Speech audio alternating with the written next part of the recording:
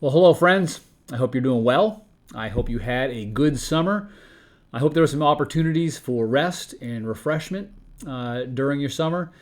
And now, as we get ready to turn the page to September, I'm sure you are getting ready to roll up the sleeves and put in place a lot of plans for ministry in the coming year. And so as we are kind of at the beginning of this school year, and a lot of churches are at the beginning of a ministry year, I thought I'd share with you a few thoughts from Psalm 127 about work. Psalm 127 verses 1 and 2. Unless the Lord builds the house, those who build it labor in vain.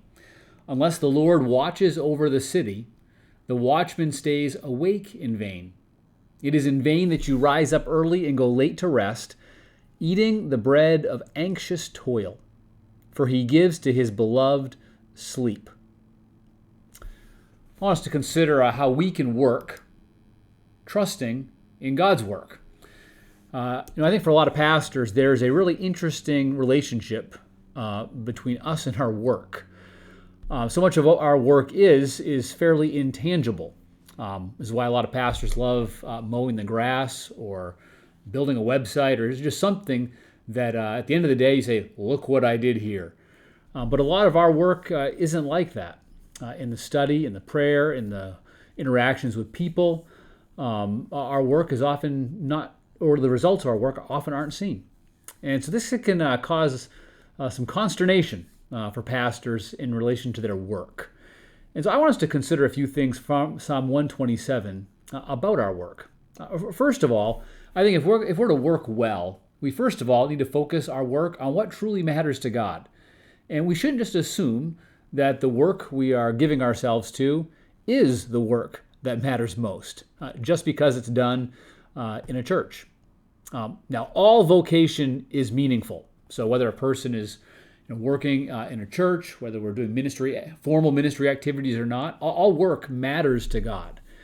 But not all work within our vocations matters equally. Some of the work we do, frankly, is more motivated by our own fears and our own agendas than it is by God's will and by God's purposes. And I think the psalmist is getting at this here when he uses the phrase, our anxious toil. Working to gain bread, and that work is characterized by anxious toil. Work is not the result of the fall. Work existed before the fall. God created human beings to work. In our work, we reflect who God is, and in our work, we contribute to the common good. Work is meant to be reflection and contribution, but so easily our work is just done for the motivation of compensation. We want to make sure we're getting enough resources so that we can have food on the table, a roof over our heads.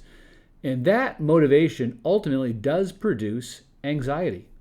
We're never sure if we'll have enough. We're trusting in ourselves as providers. Where God is the provider. He provides our daily bread. And he calls us then to work for work's original purposes. Work to reflect who he is, and work to contribute to the common good. I think about what Jesus said when people came to him in John chapter 6 looking for some more bread. And you remember in John 6:27, he said, "Do not work for food that perishes, but for the food that endures to eternal life, which the Son of Man will give to you." There's a way that we can look at food that perishes as being the thing that matters most. Even for pastors, it's easy just to go through our work weeks, just making sure we're getting the job done, so we can get a paycheck and people are happy with us. And Jesus would say to us, do not work for the food that perishes, but the food that endures to eternal life. Focus our work on what truly matters to God. Secondly, if we're going to work trusting in God's work, we need to ask God to work in us and to work through us.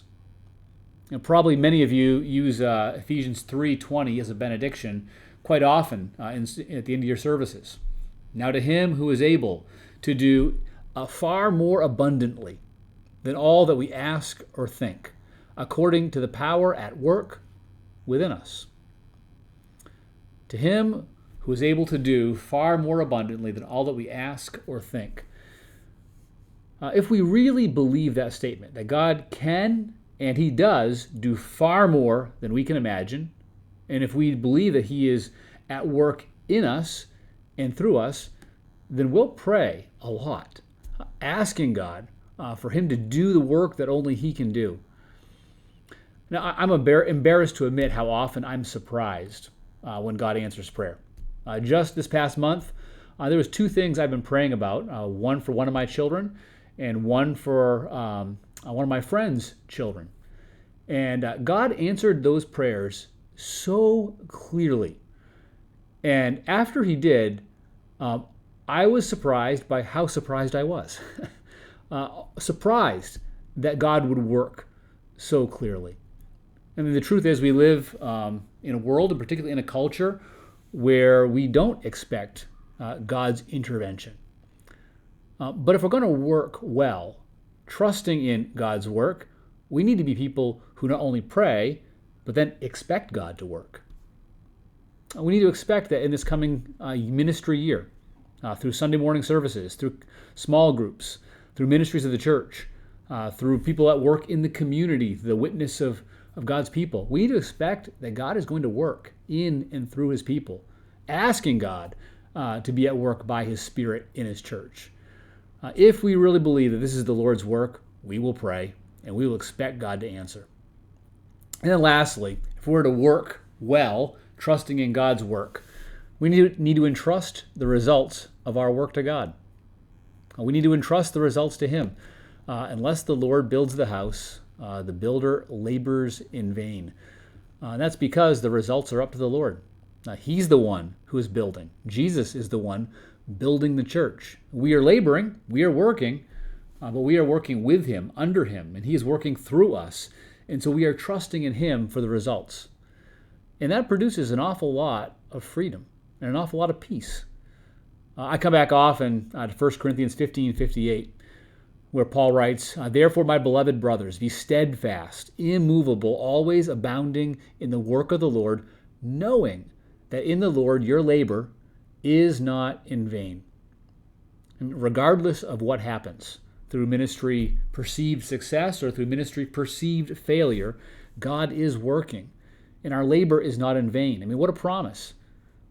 So often we think our labor is in vain because we are attaching our own expectations for a certain kind of result. But the Lord is the one who is building the house, and the Lord will accomplish his purposes in us and through us. So as you prepare to work in this coming ministry season, Lord, I pray that you'll be able to focus on the work that truly matters. I pray that you'll be able to ask God to work in you and through you, to really come to him in prayer and expect him to do immeasurably more than you can ask or imagine, and that you'll entrust the results of your work to the Lord. I look forward to hearing from you all how God is working in and through you in the year ahead. God's best to you, and have a great week.